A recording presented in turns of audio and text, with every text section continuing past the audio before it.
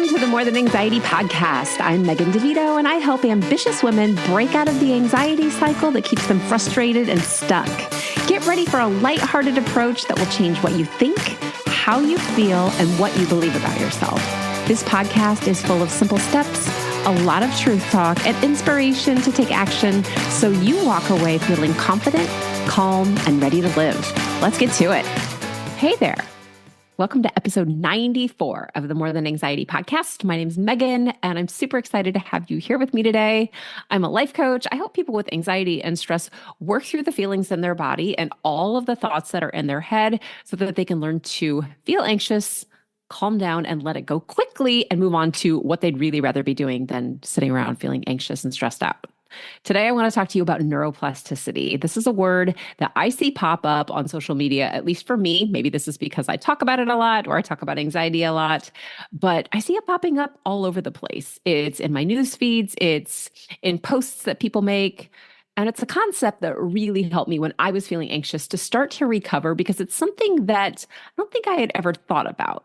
And if I didn't know what it was, it could be pretty confusing. I mean, it's kind of a big word, right? Neuroplasticity.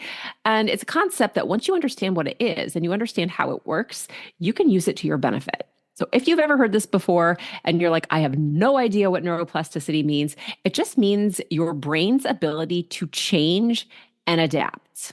And here's the thing about neuroplasticity. Your brain is doing it all the time. Whether you realize it or not, your brain is always changing and always adapting, and it does this as a safety mechanism. Because really what your brain is supposed to do, it's supposed to keep you safe and alive. And that's pretty much it. The thinking part is like bonus work more than anything.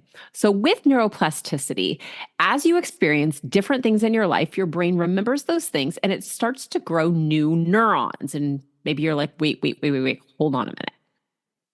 What the heck is a neuron? So a neuron is basically a nerve cell. And this is just one of the basic units of your nervous system and of your brain. And these are the cells that are really responsible for taking things in from the outside. So things that you see or smell or taste or touch or hear or learn. We take in these things that we see around us in this external world of ours, and we create little commands for our muscles. Like if a baseball's coming at your face, move. Or if you put your hand on a stove, move your hand. Or, blink your eyes if the sun's too bright, squint, things like that. All of the stimulus that comes in, we create muscle responses for it, which is why so many of our memories and so many of the things that we do on habit are stored inside of our body and not necessarily in our brain. Because remember, the nervous system isn't just your brain. So those neurons are growing all throughout your body, but specifically in your brain. And this is really about relaying all of these electrical signals to get your body to do what you need to do to keep you, again, safe or alive. Okay? So between these neurons, there's this little space. And this little tiny space is called a synapse. I'm trying to make this like super basic and explain it to you in the way I would have explained it back when I was a teacher. So a synapse is just a little space between one neuron and the next neuron that lets the electricity jump across. Kind of like when you almost stick your finger on the door handle, but you've like dragged your socks across the carpet and the spark comes off. That little space in between, that is a synapse. And the neurons basically transmit the information between one synapse and another. So if you have one hand, if you hold your fingers out and you have all of these neurons coming off, those could be your fingers. And then on the other side, you have another neuron and you've got all of these like fingers sticking out that way. The synapse would jump from one finger to the next with like an electrical spark. That's what's going on. So because your brain is always doing this based on what's going on around you, it's either going to do it out of control or it's going to do it in a way that you get to be in control of. So let me give you an example of this. I want you to think about going to a gym and training your muscles. You want to train your biceps to get bigger. So you do something over and over on purpose. And as you stress out your bicep muscle, it gets bigger on purpose because you've told it to do that. Now, you could still accidentally build muscle, and you're always maintaining muscle when you like move your arms around. If you lift like the groceries, you carry them into the house, that's great. But if you want to actually make it bigger and stronger, you've got to lift some bigger weights. The same is true when we talk about neuroplasticity. And we see this when we have maybe somebody who was in an accident or somebody who had a stroke and they go to maybe a physical therapist or an occupational therapist where they retrain muscles how to move. So if you were a stroke patient and you couldn't move your right hand, and you started teaching your brain to recreate those neurons, those synapses, and all of the things to reconnect to the muscles, so that as you thought about it more, it might start out like, oh, I can't move my hand at all. And then the more you think about it, suddenly you can kind of twitch your fingers, and we can regrow those synapses by just imagining how to do that. The brain is incredibly powerful. And this is such a fun activity that you can do in things like future pacing and mindfulness and all of that. And I'm going to get to that in a minute. But how does this relate to anxiety? The more often that you use a neural pathway, remember, the more often you use those neurons, the more your brain is going to want to repeat the same path because it's familiar. It knows it. It's kept you alive. It's kept you safe for a really long time. And remember, your brain's job is really just to keep you safe, alive, basically laying on the couch, eating junk food, storing up lots of fat in case you would have to use that to survive like a really cold winter. It doesn't want you to get your feelings hurt. It doesn't want you to be kicked out of the group. It doesn't want you to be left alone. It doesn't want you to be obviously hit by a bus or any of those things. And it's very dramatic and really fast. So on accident, you can teach your brain never to do the thing that makes you feel anxious because it feels anxious. And your brain's first thought is don't do that. And it creates a memory. It creates a neuron and a synapse, or a neuron and another neuron. It fills in that synapse and it says, oh, that scared us. We didn't go. That means we stayed safe. And the more that you do that, the stronger that you're making that neural pathway. So if you check in with something or you check in with someone every time you feel anxious, to have them tell you, no, you're doing it right. No, that's totally okay. No one's going to be mad at you. No, I promise you're not sick and dying.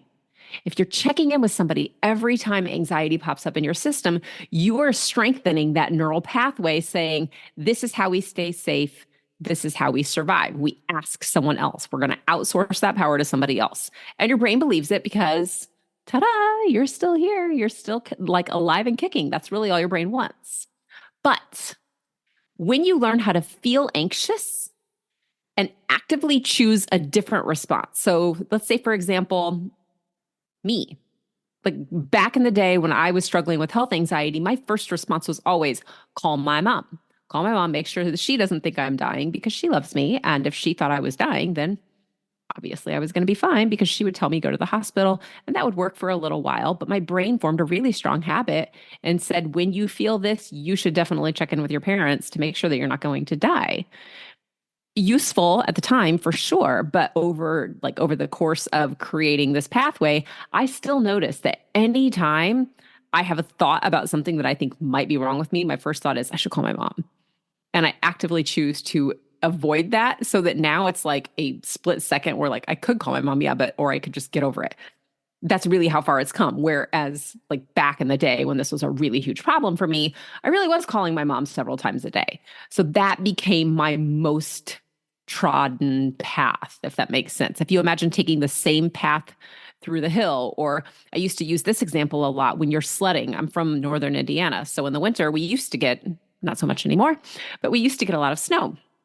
And if you've ever been sledding, or if you've never been sledding, the first time you go down a hill with your sled, you don't get very far. It's kind of slow and you have to pat the snow down. So the next time you might go a little bit further and a little bit faster, and then further and faster. The same is true for neurons. It's just like sledding down a hill.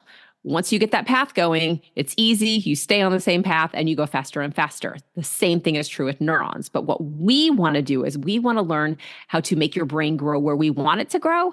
Instead of taking the same route that's getting faster and faster, we want to create pathways that actually benefit you, that help you have less anxiety. So we're going to teach your brain a new way to think about how your body feels. Are you following me there? Remember, anxiety is a feeling inside your body. How you think about it is a symptom of anxiety, if that makes sense. The feelings are the actual anxiousness. The thoughts are just you trying to come up with ways to solve a problem that may or may not actually exist. So let's talk about ways that you naturally have this happen every single day without thinking about it.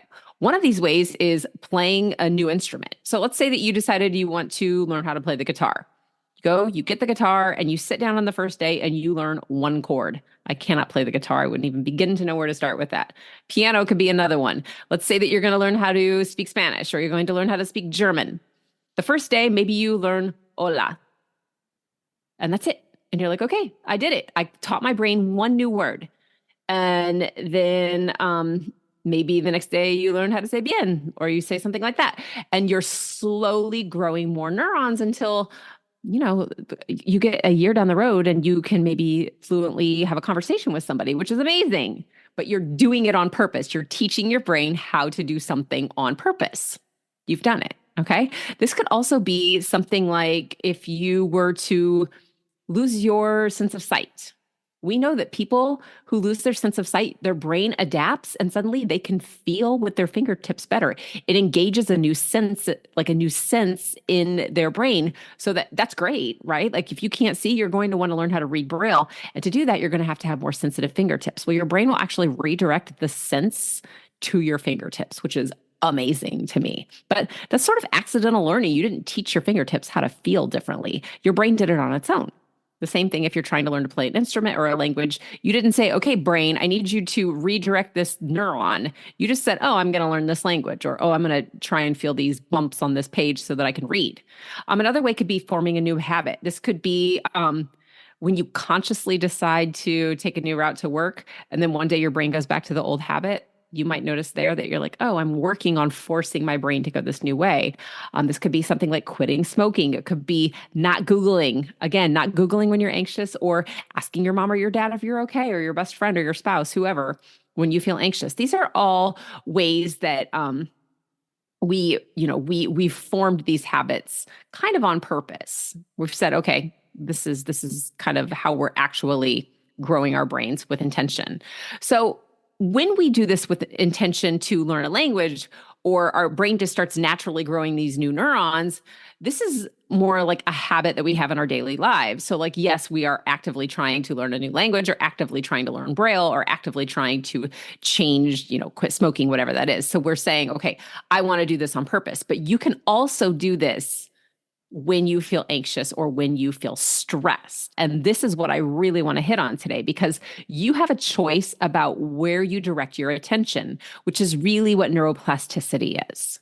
You can let it happen where nobody's paying attention and you're constantly doing things on accident.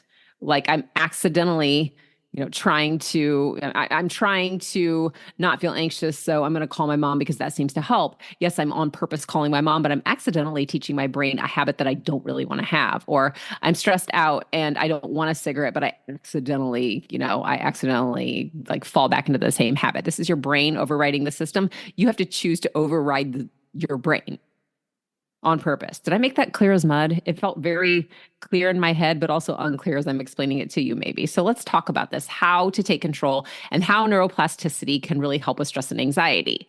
So let's talk about the connection between negative thoughts and stress and anxiety. When you're feeling anxious, that feeling in your body, your brain is coming up with thoughts about why you feel that way.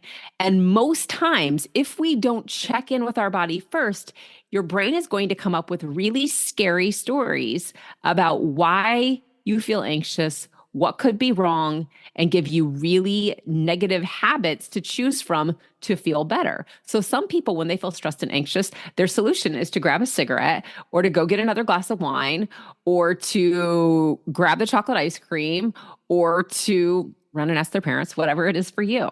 And we did that really to help ourselves. We did it to make the feeling go away because it was uncomfortable and we didn't like it. You might also notice this, that you just start thinking. So maybe some people have an active habit where they're going to eat junk food when they feel anxious. And that's really common. We eat our feelings sometimes. I hate this feeling, so I'm going to eat some stuff to make me feel better. You get that boost of sugar. You've diverted your attention to something else. And suddenly I don't feel so bad for a little while. If you notice that you tend to be a thinker when you feel anxious, you might notice that you're always expecting the worst. Like, everything bad always happens to me. A lot of people will say things like, I think this is an omen, because every time I feel this way, I'm almost sure something's bad going to happen. And then your brain is so focused on what it thinks could potentially happen, that it will actually find a place in your life where that's going to happen. Maybe not the exact same thing, but something that it can create an association with so that you can say, see, I told you something bad was going to happen. It's catastrophizing. And a lot of people do that. Seeing things as all or nothing is a way that you can do this, the connection between thinking negatively and saying, well, I have to get this exactly right or I'm going to get fired. If I screw this up, I'm done. My partner will leave me if I don't have this, or this done. That's very all or nothing thinking. This is also a little bit of the perfectionism coming out in some people where if it's not perfect, it's a failure. And if I fail, I'm a failure. All of those thoughts are very all or nothing. And they're connected to the feeling in your body because I feel this feeling and I'm trying to explain why. It's just your brain thinking without any guidance. We need that guidance. This could be things like everyone's out to get me. Nobody likes me. I always screw everything up. Worrying is wishing for what you don't want. And I really want to hit on this for a second because this was an important quote for me. I first heard this in the book You Are a Badass by Jen Sincero. And one of the things that really stuck out to me, first of all, if you haven't heard this story before, I was taking a walk and I was listening to that book.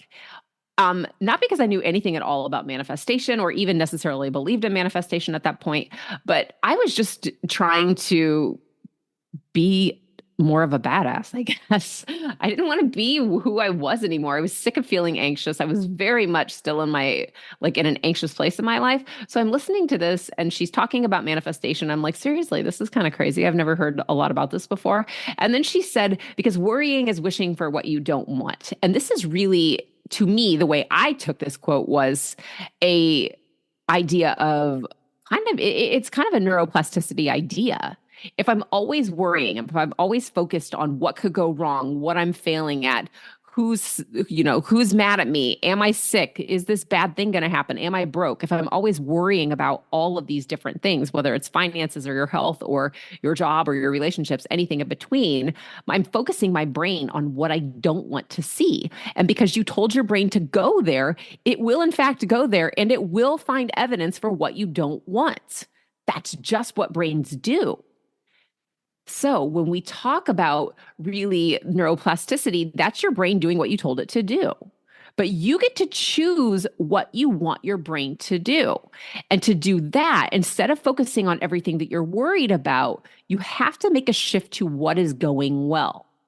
And I want to make a disclaimer here. I am not talking about toxic positivity. There is a big difference between saying everything is perfect and nothing ever goes wrong in my life. That is not true. That is not true at all. And we all know it. We all know. I am not saying that. I'm saying that when you are anxious and you notice that your brain's telling you, all those people over there in the corner, they're all talking about you. It's you consciously deciding to say, well, that's one thought. And you know what? I don't actually think that's true. I don't think everybody is talking about me. I might be worried that they are, but that doesn't mean it's true. Because I'll bet there's at least one person over there that's not talking badly about me. That's leading your brain back into the direction that you want it to go. You didn't say, everybody loves me and everything's wonderful. And you didn't say, everybody in this room thinks I'm the greatest person here. You said, I might be afraid that everybody's talking about me, but there's a really good chance there's at least one person in this room who is not. We're pushing it back the direction that we want it to go. You have to actively choose to do this because your brain is going to try to get you to leave that party and get the heck out of there if you feel anxious about it. This could be true whether you're socially anxious or because you just are like, I'm new to town and I don't really know anyone, so I feel shy. It could be that you're an introvert who's had a long day of meetings and your social battery is just spent. Whatever the reason is that you feel like you need to leave in that moment, your brain will find evidence to try to make you leave. You can choose to stay and you can choose to find good things there. Again, we're not saying everything's perfect. We're not saying that you have a ton of energy and you're excited. We're just saying, I can choose to shift my thoughts. Okay. And when you do that, when you actively force your brain to go where you want it to go, your brain starts to grow new neurons to connect to other synapses so that you can find more proof that, oh, wait, you know what? That person actually smiled at me. See, I knew not everybody here hated me. You know what? I stayed for a half hour. That wasn't so bad. That doesn't mean it was the greatest day of my whole life. It just means it wasn't so bad. I actually did that. You're growing new neural pathways on purpose. This is neuroplasticity. And the more you focus intentionally on things that are going well in your life, and I'm not kidding when I say sometimes you have to start with, I woke up today. I'm not dead yet. I didn't have, whatever it is that you have to focus on. I made it 15 minutes before I had to grab a cigarette today. Or I went to work and I saw three people smile at me and say hello. If that's where you start, that's where you start. And what I would encourage you to do as your coach is to say, get on the notes app on your phone, or even better, get a piece of paper and a pen. These are the most underrated items in your house right now because everything is so digital, but there is a huge connection between actually writing things down with your hands on a piece of paper and being able to see it and read it and use like the tactile and use like the visual, do all of those things. And if bonus points for you if you use colored pens, by the way. I'm a huge fan of colored pens, but your brain remembers that better. It's the same thing. If you are listening to this and you are taking a class and you're taking all of your notes on a laptop, I guarantee you that you will remember it better if you write it on a piece of paper. You just will. That's just the way brains work. So, taking time to write down maybe 2 or 3 things in the morning as soon as you wake up before you have anything to go off of to really force your brain about like, what am I looking forward to today? What's already going well? You know what? I got a cup of coffee in my kitchen and I have power and my dog's here. That's 3 things right away. You can write those same 3 things down every day for a month if you need to. Your brain will start growing those new neural pathways. And someday you'll wake up and you'll be like, oh my God, did you hear that? The birds are singing. That's crazy. I haven't heard that in the longest time because you grew a new neuron. And your brain's starting to notice the things you want it to notice instead of everything on your to-do list, everything that's scaring the crap out of you, everything that makes you feel anxious. You're forcing it to do that. And sure, it takes time. It does. But is it worth the investment of time? Because if you keep telling yourself everything that could go wrong and shirking back and trying to hide and telling yourself, well, today's going to be awful too, because I already feel anxious and I haven't even done anything, still waiting for my coffee to brew and things are bad. My dog doesn't even like me today. If you can for sure go that way, and that might be your normal pathway right now, or you can choose to focus your brain where you want. But when you let it run wild, and you let your thoughts go unfocused, it will go to the dark side and to the negative side because your brain has a negativity bias, a negativity bias. Holy smokes, you guys, I can't talk today. So yes, your brain will go to those negative thoughts. And again, that's just your brain's way of keeping you safe. It's like the software never got updated. Our brains are still stuck in this caveman mode or this lizard brain from so long ago that we don't have to worry about saber-toothed tigers. We don't have to worry about like maybe some of the things that, being shut out of the cave and starving because there's no berries on the shrubs. We don't have to worry about that. We have grocery stores. We have options that we didn't have when our brains were developing, but we have to actively choose to move away from those. And that is really a huge portion, like a gigantic portion of what I do with my clients when we are working together. We specifically look at how does your body feel when you're thinking that thought? Oh, okay. It feels, whatever your anxiety symptoms are. Describe it to me. I want to know exactly how it feels. Perfect. Now that you know what your body feels like, now we can say, this is an anxious thought. Because I have this anxious thought, what would you rather think about instead? Let's come up with a new habit. Let's come up with a new way of looking at it. Let's talk about what's actually working well in this situation. And what would you rather do? Do you want to stay home every day from work because you feel anxious? No? Okay, cool. Let's decide how we have to get you out the door. Let's make a plan so that you can deal with the feelings in your body and choose new ways of behaving. This is coaching. This is absolutely what I help my clients do. And I can help you do this. It doesn't take that long for those neurons to start growing. People see huge differences in as little as some people 6 weeks, some people 12 weeks.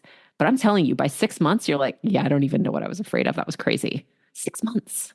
That is not very long. How long have you been sitting around being afraid of the same things over and over, repeating the same habits? Maybe it's trying to stop call your parents every time you're anxious. Maybe it's to stop grabbing ice cream every time you feel stressed out. If you've been doing that same habit for longer than 3 months, longer than 4 months, 5 months, you need to talk with me because I can help you stop and get to a point where you're like, yeah, I do feel stressed out, but that's not my habit anymore. I know what I'm going to do instead. And you consciously override the system until that becomes a habit. Now, let me be clear. This doesn't mean you're never going to have the urge to grab the ice cream anymore. You will. It's just that it won't happen without you thinking about it. You will be making a conscious choice. Like I told you before, every time I get anxious, I still have this thing that says, better call your mom. And I'm like, wait, no, that was old. That was old programming. It's still there, but it gets pruned back. So those neurons in your hand, like if you have your hands, they will start to prune off and you'll be like, okay, well, now I only have 2 prongs left instead of 5. And I can say, okay, well, I'm just going to use those 2 to say, no. I mean, they're still hanging on here just in case I need them, but I don't have to choose them anymore. And the strength is not there because it doesn't have all 5 of them reaching out. Your brain will prune those neurons back and it will strengthen the ones that makes you choose to go outside and look at the sunshine, get a drink of water, journal in your journal, take a few deep breaths, go on a walk, whatever it is that you choose. And you get to decide what works best for you. I'm not going to tell you this is exactly what you have to do. I'm not going to say, listen up, Linda, you need to go run 5 miles every time you feel this. Absolutely not. If you're not a runner, you're not going to run. And if you hate Brussels sprouts, you're not going to swap out your ice cream for Brussels sprouts. We don't want to make this hard. We want to make it easy. We want your brain to like it so that you can feel proud of yourself and have more energy. I want you to feel confident in being able to say what you need to say and to mean it, and to know that not everybody hates you, even though you said what you needed to say. If this sounds amazing, if you're ready to roll, all you have to do is message me. You can find me on Instagram. You can find me on Facebook. You can find me on LinkedIn. You can find me right here on YouTube.